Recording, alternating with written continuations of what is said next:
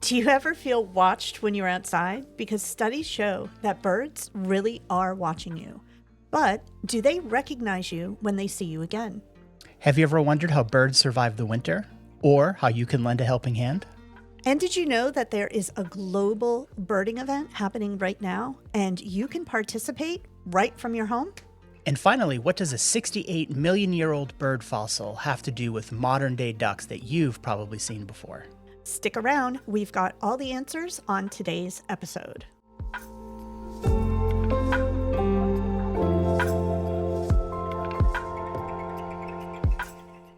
You know, the other day I was having my morning coffee before I was about to log into my computer and start my workday, and Dustin was outside filling the bird feeders in our yard.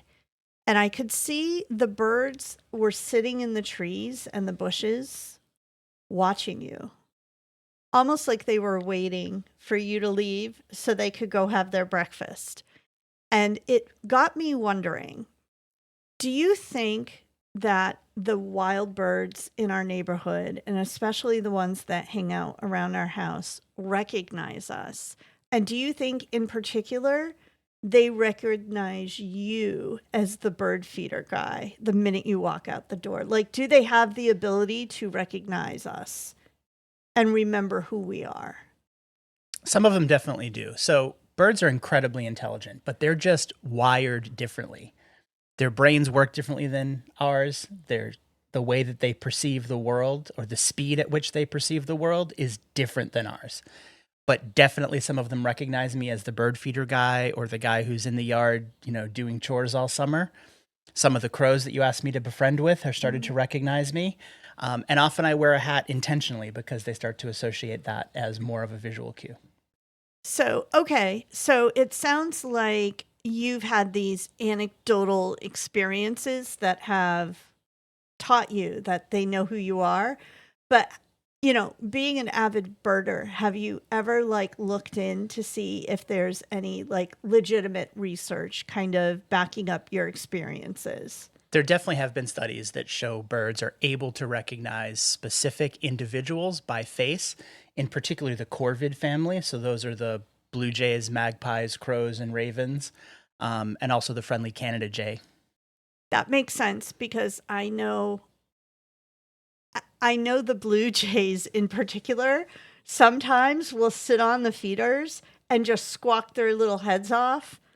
And at first I thought they were yelling at other birds. And then one day I happened to notice that you went outside and put some peanuts out there and they immediately shut up and got to work, eating. So they were calling for you, weren't they? And they sure were. And so there's one particular study from the University of Washington that found crows can not only remember specific faces, but they can pass that information along to other crows. Oh, that's interesting. And the crows that I've been feeding to start fostering our relationship with, they not only recognize me, but now they come to the wires or the trees across the street and they sort of squawk to let me know that they're there. And they're very skittish. They won't approach me, but they even see me through the window when I'm there working.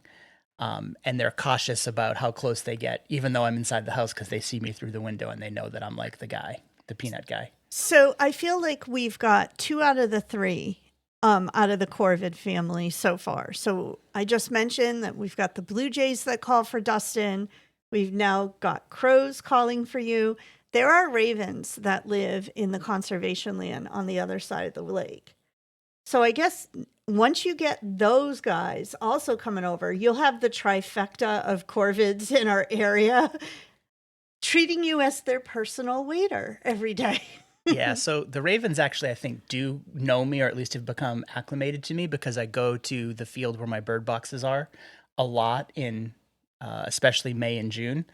And at that time, they're raising their babies and I see them a lot, and they're definitely used to seeing me. And even the tree swallows that I check the nest boxes and the bluebirds, I can tell that they know that they recognize me, partly just by the calm look in their eyes when we see each other at close range.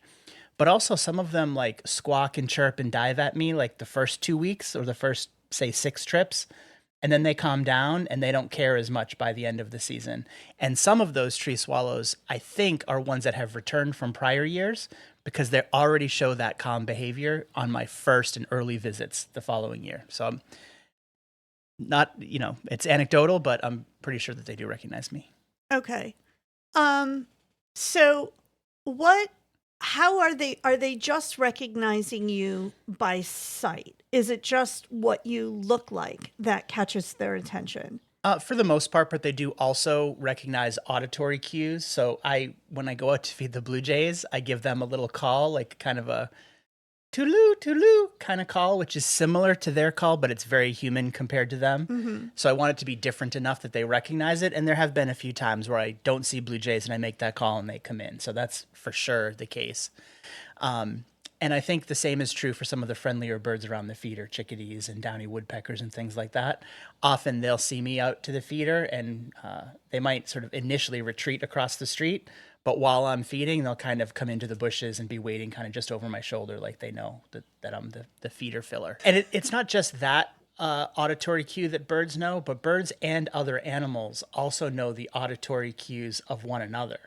So additional studies have shown, for example, like we see blue jays at the feeder and they look really aggressive or bullyish, but they're actually the first ones to alarm when there's a predator around, and their alarm call is recognized by other birds and by rabbits and squirrels. And studies have shown that blue jay that alarms is actually sending that alarm all the way down the food chain and down the trail ahead of the coyote or whatever they might be alarming about.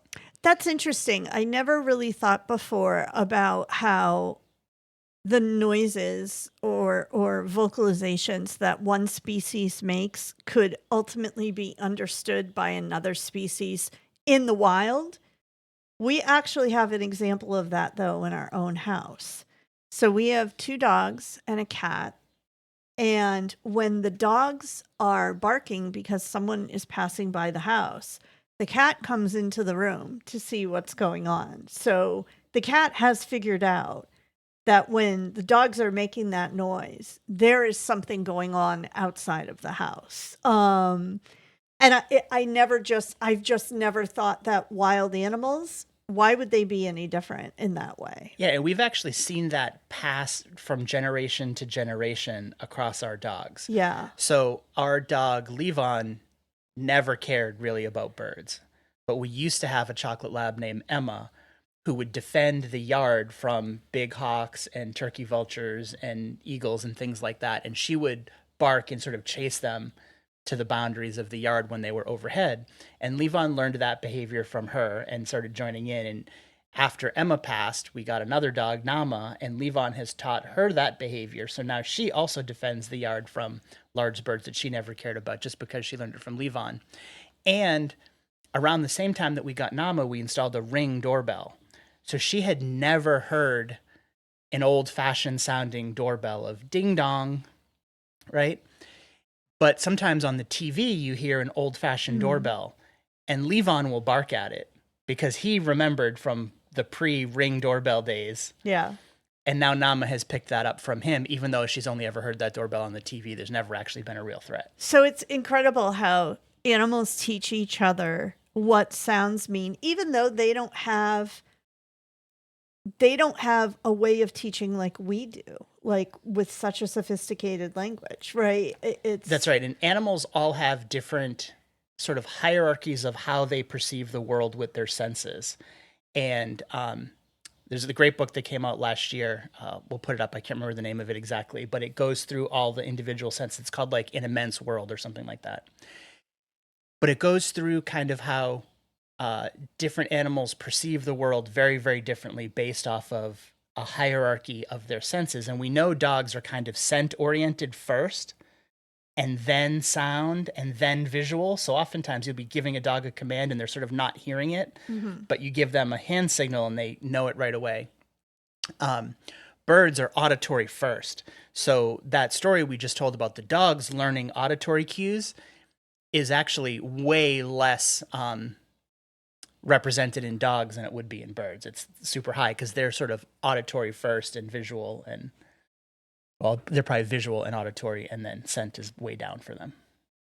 I might have to check out that book. I don't think I don't think we've talked about that one before. But all right, getting back to the topic at hand, we went down a little bit of a tangent, but that's okay. That's what a podcast is for. So it sounds like birds really do recognize the people who are regularly feeding them. Absolutely. If you have bird feeders. Yep. And even if you don't feed them, right? If you're just out in the garden, if you're the, person who routinely goes in and out the front door by their nest in the spring or something like that. But absolutely, chickadees, titmice, cardinals, they all recognize who's coming in the feeders. They might appear more frequently or just show up and be less skittish around those individuals.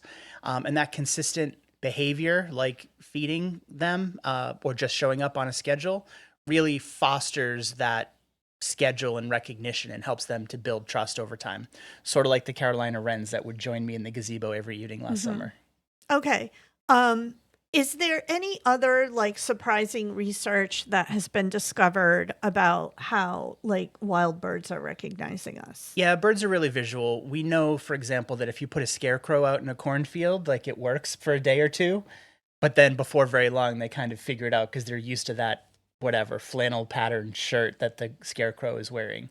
So you have to mix it up because they start to recognize those things. Yesterday we put a camera on the feeder and that was just different. So it got them kind of worked up. But they do definitely recognize patterns, shapes, colors, those sorts of things.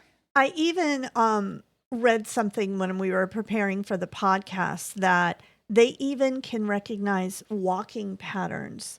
So the way somebody walks, they will pick up on that just kind of mannerism that an individual has as well, which I think is crazy that they can be that observant. Yeah, and there's an angle of birdcraft that kind of espouses blending into the environment by acting like you belong there. And so I'll sometimes sit down on the edge of a trail and pretend like I'm eating or foraging like a deer might. And it helps them get more acclimated because that's a behavior they recognize in the animal world that I might exhibit, and they get more comfortable more quickly. And you mentioned that you wear a hat. Why do you do that? A number of reasons, but I'll often put my hat on just to fill the feeder so that they get used to that shape and they associate me with it all the time. Okay. So it sounds like birds are way more observant than I may have considered in the past, in that, for those of us who love the like wildlife that exists around us where we live, that wildlife really is getting to know us over time and watching our behaviors and becoming familiar with us. Yeah, it's definitely a reminder of how connected nature is to us and how connected we are to nature, even when we don't realize it. So by understanding and respecting that behavior, it helps us to appreciate birds and their presence even more. All right. Well, this was a good question of the week. Now I feel like I want to get to know those ravens on the conservation land. And then we'll have that full trifecta of all the corvids in our area. All right. So we are cozy at home today. We have actually a nasty storm going through New England right now. It's not only snow, but it is ice. So it's not going to be very fun to clean that up later on today.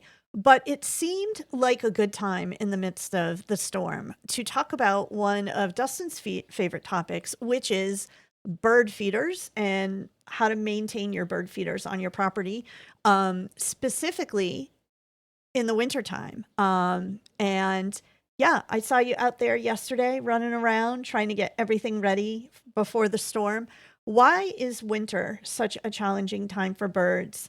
There's the obvious temperature, but what are the things people should be considering when it comes to how these animals are interacting with this season? Well, first off, birds have to expend a lot of energy every night just to maintain their body weight and their temperature. And birds lose 10 to 15% of their body weight every single night just from the metabolic processes. Oh my goodness. About half of that is a result of pooping and losing liquid through that process. And some of it is through sort of breathing and losing liquid in their body through that process. But their metabolism is super fast, way faster than ours. So humans' heart rate, 60, 70 beats per minute. A chickadee is more like 500 or 600 beats per minute.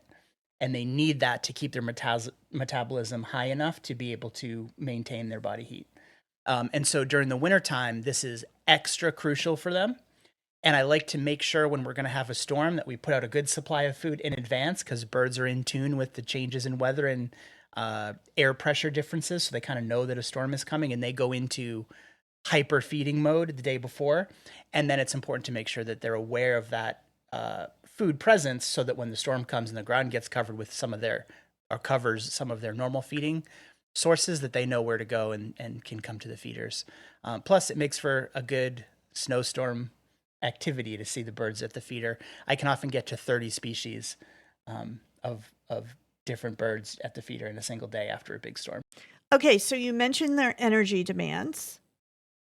And I know you've said in the past that like some birds, like chickadees, like their metabolic rate goes up by as much as 30% just because of the increased energy demand in the wintertime. I would imagine a lot of that has to do with the fact that it's so cold outside and they're trying to keep themselves warm. So what are they doing to keep from freezing? What adaptations does their body go through in the wintertime? So they don't really go through physical adaptations, but they use what they have a little bit differently. So in particular, the Journal of Experimental Biology has shown that the way birds can fluff their feathers up creates sort of an airtight pocket around them. And we see this also in water birds, for example, like a loon. They do the same thing with their feathers when they go underwater. It keeps them dry. But land birds do the same thing. They might hunker down in a roost box at night or in a sheltered part of a tree or a nest cavity to stay warm and huddle with other birds, but also use their feathers to create an airtight sleeping bag, if you will.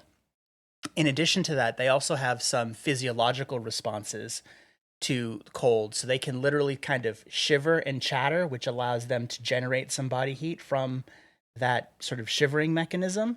And some birds, particularly hummingbirds, are known for this, but some smaller birds like kinglets and chickadees can even go in, when it's very, very cold, can go into a state of sort of like, it's called torpor, but it's like a mild hibernation where they're able to shut down different systems of their body.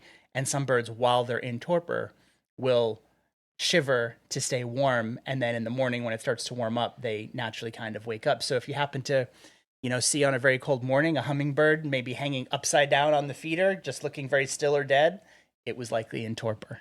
Oh, wow, that's wild. And it's interesting what you said about there being no like biological adaptations or anything like that. I assumed that like our dogs get a different coat in the winter and then they shed it and have their summer coat. I had kind of thought that that happened with birds too. It happens a little bit with birds. They get a fresh molt, and clean, fresh new feathers come in the fall, kind of in like late August, September timeframe for most of our songbirds. But that supports a number of things. It's sort of cleanliness, flight, particularly for birds that migrate. The fresh new feathers are more efficient for flying and that kind of stuff. And I'm sure there's an angle of it being sort of better, but it's not just for warmth the way that it is for dogs. Interesting. All right. Okay. So you mentioned that they use like roosting boxes, but what if there aren't roosting boxes? Like I've seen sometimes in our backyard where it almost looks like some of the birds, and it's wild because it's not even the same species, are kind of huddling together. Yeah, birds will collectively put their heat together. They might go into one of our regular nest boxes at night, and you might have a downy woodpecker and a bluebird and a chickadee all kind of in there huddled together. It's really hard to see though because we don't sit there watching, and I Yeah. don't have cameras in our small nest boxes, but coming soon. Um, but they're known to roost communally like that when it's really, really cold. And in addition, some people put out roost boxes, which a typical nest box has vents near the top so it stays cool in the summer. A roost box usually is not vented at the top, and the hole, instead of being high, is down low. So any heat rises and is trapped by the roof and stays in there. And there's even some convertible roost slash nest box feeders I've seen at the Wild Birds Unlimited store that actually converts from one to the other, where you can kind of turn the front panel upside down so that the hole moves from the top in the summer to the bottom in the winter for roosting, and it closes up the vents at the top and has like a little ladder so multiple birds can roost in there. So that's a neat way to do it. I think I'm going to get one of those, or maybe ask for one for my birthday. I was just thinking that it sounds to me like you're going to take over the garage soon and start building more stuff as well. I do need to rebuild my workshop, so I'm surprised that you haven't built. Dustin has built a ton of nest boxes over time, but I don't know. I can tell by the way he's talking. Maybe roost boxes are going to be the next thing that takes over the garage. But anyways, okay. All right. So food scarcity seems like it would be an obvious problem in the winter for birds because of all the ice and snow, right? And then, of course, in northern parts of North America, all of our plants outside have also gone dormant. So one thing I do wonder is, how are birds coping with this? Like, we get a decent amount of birds at our bird feeders in our yard, but I would think like every bird in the neighborhood would be going to the feeders, and you don't see that much traffic. So what are they doing for that? yeah, so a number of things, right? First off, research has shown that feeding birds in the winter is supplemental to them and typically takes less than 20 or 30% of their diet, even though that you might see them coming back frequently. No kidding. One of the reasons it looks like they might be coming back frequently is some birds cache food. Even the little birds like chickadees and titmice and blue jays we see will fill their crop. They have like a pouch in their throat, basically, where they can, you see blue jays take 2, 3, 4 peanuts down into their crop and fly off. And they might bury that. They might cache it away for later. But the chickadees and the titmice do that too. And they kind of will tuck a seed like into the bark on a tree or to a nest cavity where they fill it up. So they're storing up food. They're also still foraging for larvae and spiders and things like that. And you might see them picking around. So you've got these like, you see these like woven webs of like mothy larvae and stuff that the bugs leave in the late summer. They'll go frequent those and eat some of those larvae all winter long too that are in there. And they use their body stores as like a battery of energy, so that they'll sort of overeat in advance, like the day before a storm, and that helps replenish their battery of fat in their body, which will help their metabolism, get them through the cold night or through the storm, which might last a day or two. So this morning, when I was a little bit panicked and bossing you around because there was snow and ice all over the bird feeders and I could see the birds trying to get to the seeds, there was a reason why you were like, Lynn, it's fine. They're fine. It's okay. And I should have mentioned feeding birds isn't just the food that you buy at the store and you put in the feeder. It's also the plants that you plant. And when you have good, strong native birds, those are available in the yard for the whole season, even if it's not their preferred food.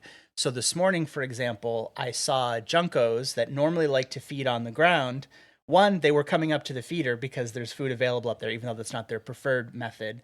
And they were out in the garden beds kind of jumping up and grabbing seeds off of the plants, and those seeds were falling down to the ground. They were grabbing some in their mouth and eating them directly, but it was also scattering the seeds, creating an easier, more preferred method of them to forage, which is, that's their jam. Okay. Yeah. And I will say, one of the things that we do in our garden is we do not cut down all of our plants in the fall, right? We let everything just kind of stay as is. Number one, so that we're not cutting away any of the seeds on the perennials that the birds could be eating during the wintertime, but also it provides them some shelter and a little place to kind of hide if they need to from predators and right. And weather. Anything I do trim that's particularly native, I just leave the whatever got trimmed on the ground there so they can forage on the ground instead of clearing it away.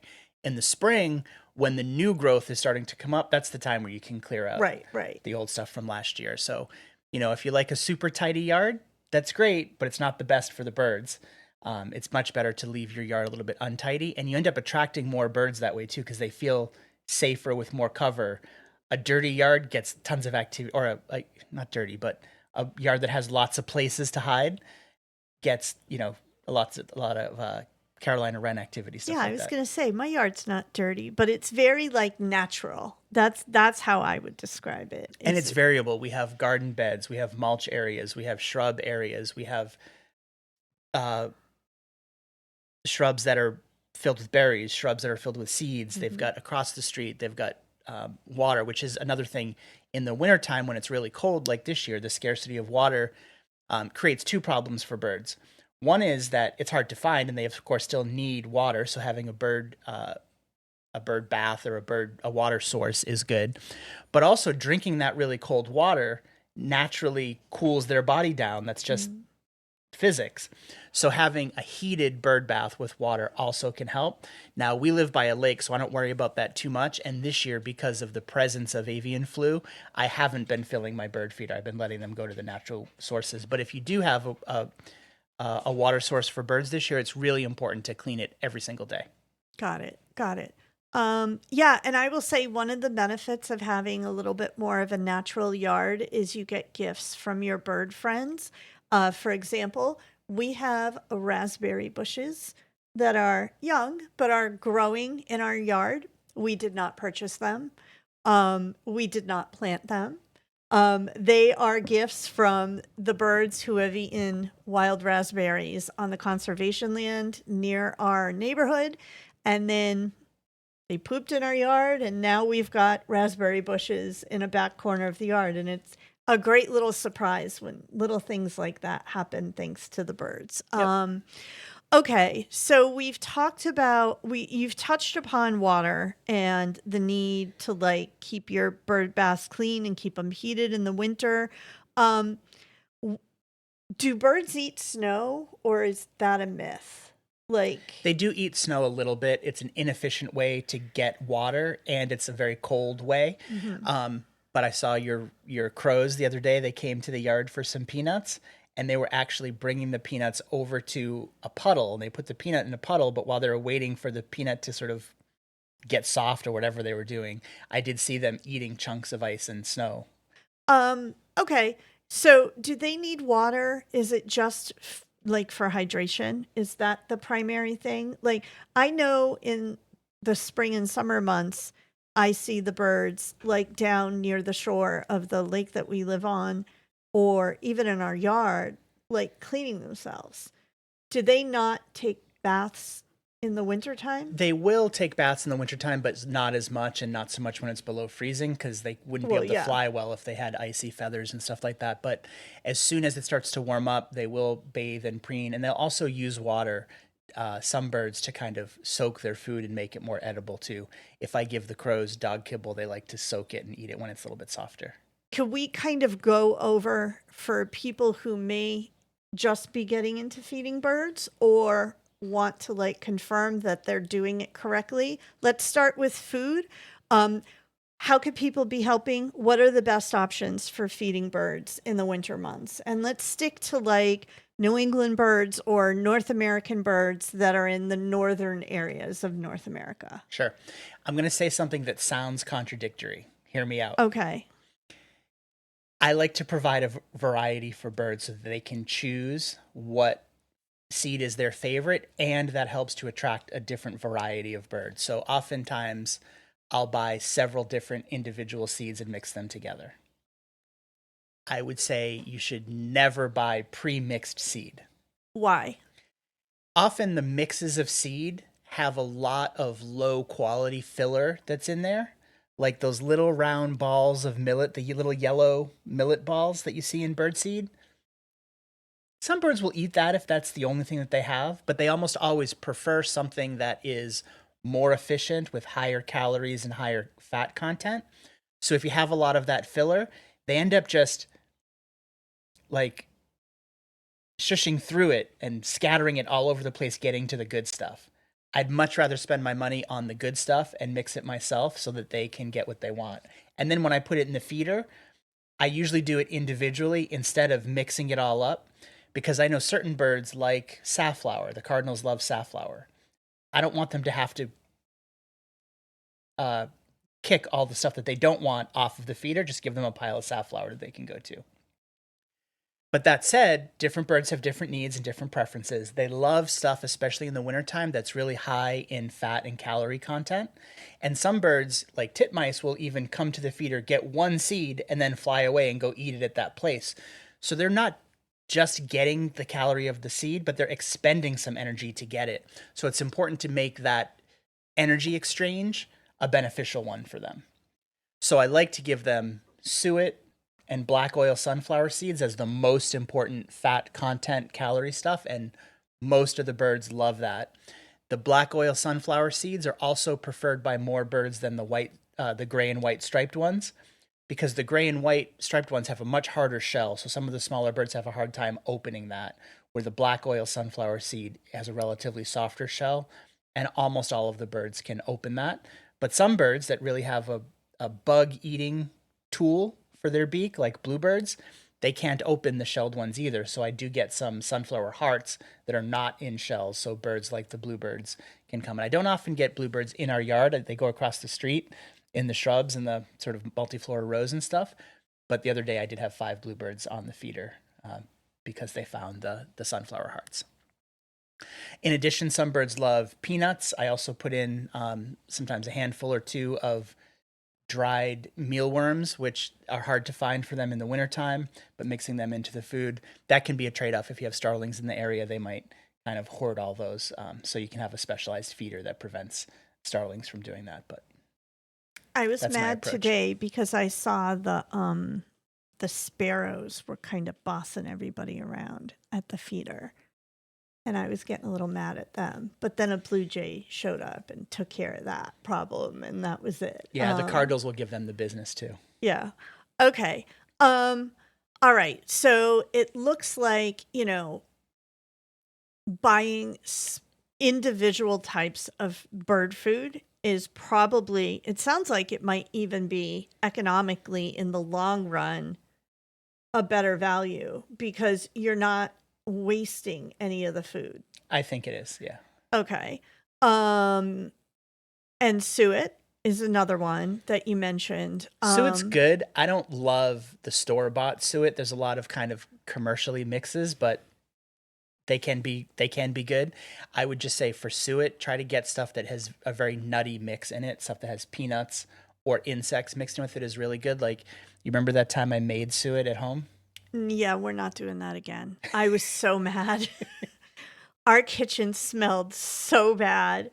It just, oh God, that was awful. I don't know what you were thinking, but we're never doing that again.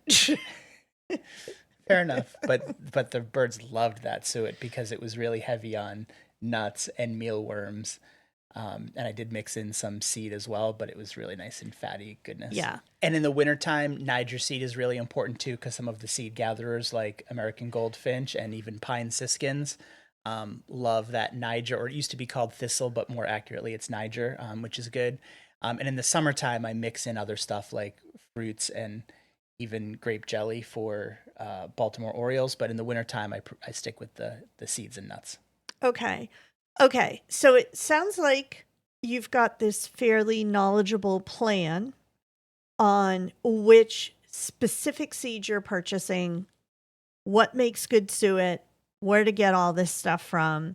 But, like, where did you get this information from? Are you getting this from, like, Reddit, or are you going to... Yeah, so I've accumulated over the years, but it definitely is information that is readily available from the Audubon Society, from the Cornell Lab of Ornithology, and some of the really reputable bird-specific stores also provide data about what's in their food and what species like it. So when you find a quality source for your seed, go back to that one and support those businesses. That's really important. If all you have is Tractor Supply or Home Depot or a big box store like that, stick with the stuff that you know is a good seed. Like, just buy the straight black oil sunflower seed, not the mixes, because they're just not as good. Are there places online that you could get stuff from? There are, but seed is very heavy, with the exception of mealworms and peanuts. It's Peanuts are best to buy online because you don't want roasted or salted peanuts like humans eat. You want raw in the shell peanuts primarily, and you can buy those in like a 5 pound bag from a number of places. Those ship really well because they're light, but it's really hard to find a economical 40 pound bag of black oil sunflower seeds. So I definitely recommend your local hardware store, your local feed or grain store to sometimes sell stuff like that. I've seen in a variety of catalogs and stuff that there's bird feeders that you can stick onto your window, right? To draw birds towards the window. But windows are dangerous for birds. Windows are dangerous for birds, especially when the sun is shining onto the glass and creating a reflection. Those feeders are okay in terms of feeders. The window is the danger. So I would much prefer a window that has a screen on the outside, and so the birds can't actually strike the glass. Most of the window mount bird feeders aren't compatible that way because they need the suction cup or whatever. So if you do insist on using one of those feeders, at least put it on the non-sunny side of your house so that there's not so much glare. And do what you can to make the glass visible to birds. So there's like stickers that you can put on there, and even like the window muntins, the sort of grid pattern that some windows have, those are better. But there's a number of like UV like stickers that you can put on windows. Some of them are just like vertical lines and you move them. I think it's like no more than 3 or 4 inches apart, so the birds don't try to fly in between them, that sort of thing. But in general, I don't love those because most of them mount on the glass directly. Yeah, so I do know something about the clings because I bought some of them as a stocking stuffer for you a few years ago. And I think I got them from Audubon, but you can find them on Amazon. You can find them a lot of places, and they're window clings. So Dustin's calling them stickers, but they're removable. You'll be able to get them off the window if you buy them as window clings. But so for those, the pattern needs to be 2 inches apart horizontally and 4 inches apart vertically. And they have some that look fairly clear, but if you're a bird flying towards the window, it almost creates like a hologram pattern effect from the reflection of the light. And then the bird knows that, oh, wait, I can't fly in. Because isn't the problem with the reflection is that it reflects the outdoor scene onto the window? Right. It looks like a bunch of trees, right? That they're flying into safety and all of a sudden they, strike the glass. And that can be especially problematic for like, I know it's not quite as much of a nature scene, but it can be really problematic in urban environments where you've got a tall skyscraper and during migratory bird season, especially at night, it might look like there's a safe place to fly to without seeing the pane of glass. So research from 2014 showed that possibly up to nearly 1 billion birds per year die from window strikes. And if you're someone who is used to sort of say, if you're a walking commuter in the city, you might now and then see dead birds at the base of the building because they fly during the migration time. So it's important, especially at that time of year, to kind of keep your curtains closed, keep your lights off, that kind of thing, to minimize it as much as possible. And it can be really hard for people to influence the building practices when a new building is going up. But a couple of years ago, for example, there was a big kind of protest because the Minnesota Vikings built a brand new stadium and it had a giant triangular window on the front that was immediately seen to be harmful to birds. So eventually that public advocacy got them to put in bird safe glass, which is can be expensive, but for something like an NFL stadium, they certainly can afford it and it's worth it. That makes sense. And I like that people are starting to worry about this. We definitely, especially during migratory season, try to dim our lights in our house and turn off lights in rooms we don't need it. And here's the added benefit to you. It's going to save you money on your electricity. So it's a win-win for everybody, right? But okay, so we've talked a lot about all the little ways that people can make a difference by helping out our little bird friends throughout the winter. You gave us some great tips. Any final thoughts on this topic as far as advice goes? Just that speaking of bird feeders and bird feeding, there's a big global citizen science event happening this weekend. And that's our big story for the Nature News this week. So let's get to it. All right. I guess we're moving on to Nature News. All right, Dustin, Nature News time. You mentioned a big event for our Nature News segment just now in the podcast. What do you got for us? So this is the Great Backyard Bird Count, which is a citizen science project created and sponsored by Cornell Lab of Ornithology and Audubon. And it takes place over 4 days every February, and it happens to be this weekend. So it's Friday through Monday. This year it happened to be February 14th, 15th, 16th, and 17th. The Great Backyard Bird Count was started in 1998 by Cornell and Audubon, and it has since grown into a massive effort with participants in over 100 countries. I have friends in India who were really excited on Friday because India was leading the way with I want to say 600 species of birds reported just on Friday, which was sort of half of the species in India, and more than 3,000 checklists submitted. But they had no illusions that once the Western Hemisphere woke up, they were going to get surpassed. And so all those counts are coming in. And here I've intentionally waited till today when we have a snowstorm because I know that'll give me the best species count that we can get. Awesome. Okay.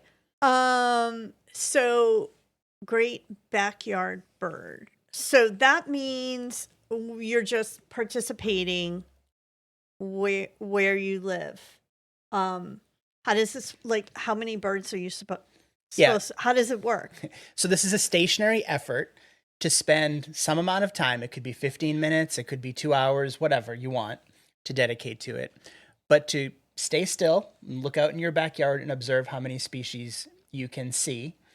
And it's best to get a count that is conservative by counting not just every chickadee that you see and you count, 50 chickadees over the course of 2 hours, but counting how many chickadees you see at the same time. Because if you see 4 on the feeder and they leave and 2 come back, you don't want to count them again and count it as 6 chickadees. It's just the same 4 that have been back and forth. So that's the way that you do that for this effort so that you have a more accurate population count of what's there present in your local spot. Okay, I have some questions. Sure. So do you have to do this for the whole 4 days? Do you have to do it for an entire day of the 4 days? How much time do you have to spend on this? Whatever works for you. So whether you put your counts into the Merlin app or eBird, you could do as many checklists as you want. And the data will sort of automatically, they sort of know if you put in, 6 chickadees yesterday and 6 today, it's kind of the same ones, right? So the data scientists have that part worked out. So it's as many checklists and as much time as you want to dedicate. So whatever. And these apps are free to download, right? There's no cost behind them. Correct. Okay. All right. My next question to you is, what if you don't have a backyard? What if you live in an apartment? Then what do you do if you wanted to be a citizen scientist? Right. So it's called the Great Backyard feeder count because of being near a food source helps. If you don't have a yard, you might have a balcony or something that you're able to feed birds from. Those are great options. Sometimes those are a good spot for those window feeders that we talked about earlier, can be a thing. Or maybe go sit in a local park and spend, half an hour checking out what you see around there. I would just say if you're going to do that, try to strategically pick something that's near a good food source, maybe a wetland water edge or a pond or something like that, because you tend to get a greater variety of species if you are cognizant that way. What did they do with the data for this event? So the data collected helps scientists and ornithologists to track changes in bird populations and identify where the birds are succeeding and declining over time. So it can be really important if you're in an area that has, higher development or urban sprawl, that kind of stuff, because those trends are hard to see in a single year. But efforts like this now over 25 or more years will start to show changes that are the result of human development or environmental changes, whether it be climate change or um, landscaping changes, that kind of thing. Okay. So this particular news story makes me a little nostalgic because our first podcast episode that we ever recorded for Hike and Hearth was on the Christmas bird count that you had participated in. And so now there's the Great Backyard Bird Count. So let's say you're somebody who's listening to this and is looking for a new hobby in 2025 and likes the idea of becoming a citizen scientist, but you missed the Christmas bird count.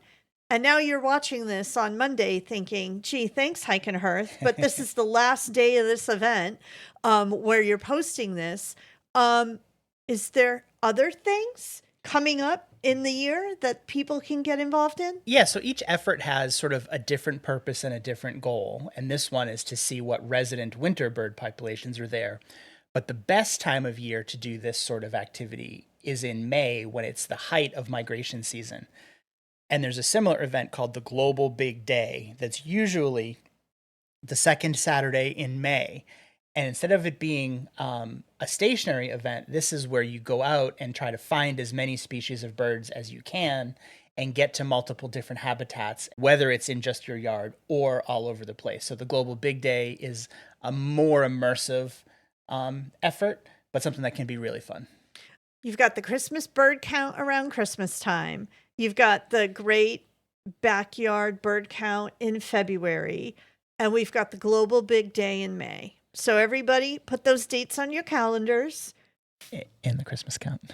I did say the Christmas count. I'm sorry. Put those on your calendars, and then we're all ready for what's coming and what will arrive at this time next year as well. Okay, so I think that's it for our first news story. Dustin insisted on adding a second news story this week that you are all jazzed up about.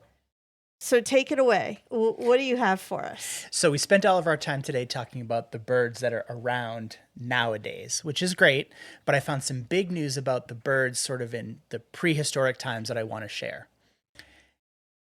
Recently, there was a study published about a bird skull fossil that was found in 2011, but the study was published recently and confirms that this bird is the oldest modern bird now on record. So it had a lot of the features of a duck-sized bird, like a common loon, that hunted underwater and had skull and bill features just like modern birds. So this is now believed to be the oldest modern bird. And it came from about 68 million years ago during the Cretaceous period. So think the same time as the Tyrannosaurus Rex. That's and it's crazy. It seems like this bird survived the Great Extinction Event and was around after the Tyrannosaurus Rex before it eventually became extinct. But it is now the oldest known modern bird that belongs in the same family as those 11,000 birds we were just talking about. And now we know that there were T-Rexes and ducks at the same time. That's right. This bird is called the Vegavis EIE. So I'll just say Vegavis for short. And it was about the size of a modern mallard or loon and was an underwater diving bird that it among other places lived in the Antarctic, and this skull was discovered basically in Antarctica. But 68 million years ago, Antarctica wasn't a frozen wasteland like we think of today. Yeah. It was forested and there were water bodies, and this bird was found in sort of what would have been, a marshy lake or something like that in a forested area from that era. It's the oldest confirmed modern bird fossil that now pushes back the origin of modern birds to before the dinosaur extinction. So it's also a bridge into that period that we the science used to suggest that the great extinction of dinosaurs happened, and then right after that, the birds all began to evolve into what are now modern birds. But this shows that that evolution was at least beginning before that great extinction. So it's pretty interesting that way. It definitely survived the asteroid impact that killed the dinosaurs, and its discovery helps us understand why some species survived and others didn't. But this fossil is sort of a missing link in our history of bird evolution and shows that modern birds were already diversifying before the dinosaurs went extinct. That's really cool. That's really cool. All right. 68 million year old duck. There you go. Okay, before we head off on our next adventure here at Hike and Hearth, we did want to take a moment to remind you of our weekly live stream on Thursdays at 8 o'clock. We call it Bird Brains and Board Games. And honestly, it's really just a casual hangout. Sometimes we play the digital version of Cascadia or Wingspan. This past week, we played a few video games like Pico Park and just kind of chit-chatted and had some silliness and fun. We always tend to do some trivia on birds. We've got Sibley's bird trivia, and we've got some other trivia games that we play and just kind of hang out. So if you're around on a Thursday night and looking for something cozy and casual to do, check us out. Yeah, it's been a fun way to learn some new wildlife facts and stuff like that. The trivia has been really fun. And you can also find our podcast and blog, as well as my wildlife photography on our website, hikeandhearth.com. And we encourage you to subscribe to us on YouTube. All right. Anything else? Just a reminder to our friends to keep your eyes on the skies and your hearts in the wild. See you next time. Bye, everyone.